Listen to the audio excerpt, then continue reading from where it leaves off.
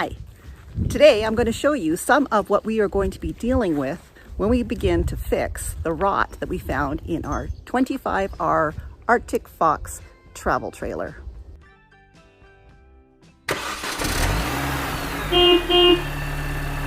Welcome to Honey and Me. I'm Susan, and this is our new to us Arctic Fox 25R travel trailer that has rot. The rot is located in the skirt, right around the bottom there. It's mostly in the front, on both sides, and all of the back on both sides.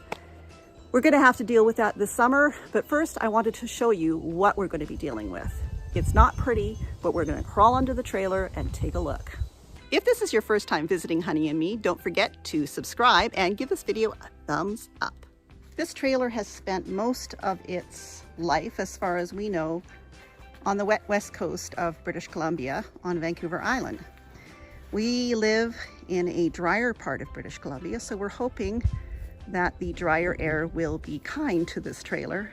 So we're underneath the trailer, and I'm going to flip the camera around so you can see what the rotten wood looks like that is behind the skirt. That's the sewage outlet right here. It's covered in mud because we live on a gravel road. This is underneath this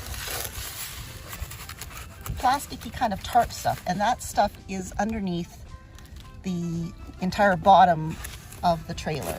This is all the same kind of plastic tarp stuff that I guess seals the wood or protects the underside of the wood that is the bottom of the trailer. So this stuff has been cut. It was all sealed in like so, which made it so we couldn't see the wood back here.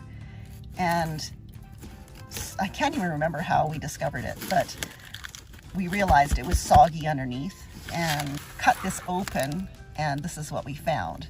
We've pulled some of it out, but there's still most of it needs to come out. You can see the layers of the plies here from the plywood, and there are screws, or yeah, I guess they're screws holding in the wood at the bottom, but it's all rotten and it's dried out quite a bit now. It was probably really wet because it had just gone through a very wet Vancouver Island winter, and now has had a chance to dry out, and it should dry out even more so now that we're in our drier climate of BC here in the interior. So right here there is a join in the wood that's back here, and it seems to be wrapped separately. There's an actual join where the plasticky tarp stuff goes actually between the two pieces. Now this is just a small section on its own, and most of that has been taken out already. But it sits in here, and it's like sawdust. It's just, that's how rotten it is. It's pretty bad. Our worry is that this wood here goes up into the wall, and from what we can tell, it doesn't seem to, and we're hoping that's the case. It appears to stop just above the level of the floor here. And if that's the case, then we may be able to either replace this with something or brace it with something. We're not really sure what we're going to do yet. Over there is where the fender is for covering the wheels, and that doesn't have any wood behind it. It's just plastic.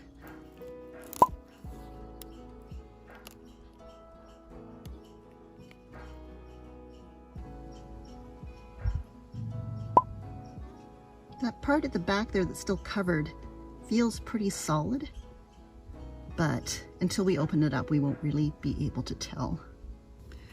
This part here had special shaped pieces of plywood that went in here, and we saved those so we can use them for a pattern if we need to.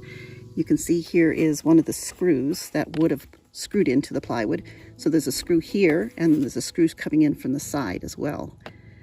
And that piece, I think it's actually this piece that dropped out of here That was the first clue that there was a problem.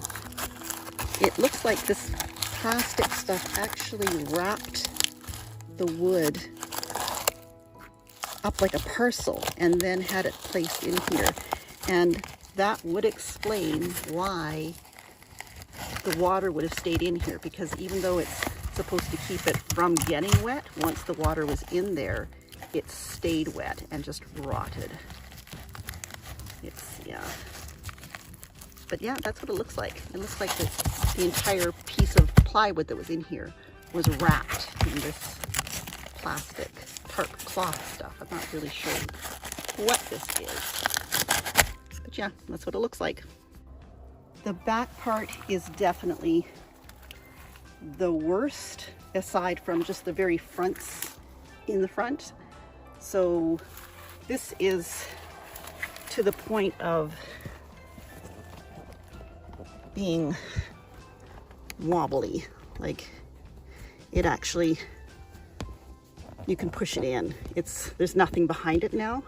We'll have to see what we can do. We're talking about, even though this is just a picture of that aluminum, whatever this stuff is, metal, we're talking about possibly covering the entire bottom on the outside with the real metal stuff to give it stability.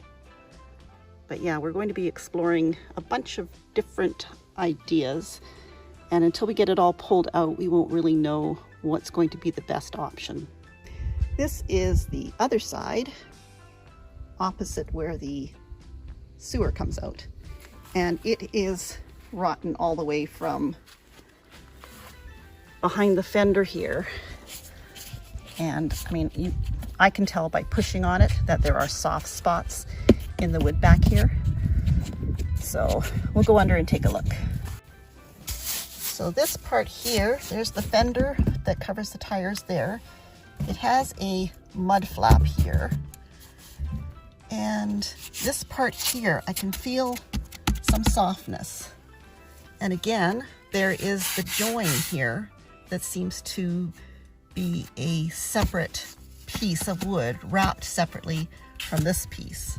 This part right here is like a separate little, I don't know, piece of wood that was outside of the, whatever this stuff is, plastic tarp. Now in here you can see where I can push, and it's got nothing solid behind it. And it's like that all along here. So this is definitely all rotten along here. But yeah, it's kind of weird that that piece is outside of the rest of the plastic covering. You can see where it goes up into the floor there. So not sure how far it goes up. We're also trying to find out for sure, because this trailer unfortunately did not come with any owner manuals, any instruction manuals, anything that would help us to understand how it was built. And because it's a 2007, I'm finding it really difficult to find any real information on the internet about this particular model and age of the model and everything. They still make a 25R, but they're different. They've changed their construction. They went from using wooden frame to a aluminum frame with wood inside it. We're not really sure if this one is aluminum or wood, because it was built at a time when they were starting to switch over from wood to aluminum. Because we don't have an owner's manual and I can't find anything on the internet, we're not really sure if it's wood or aluminum.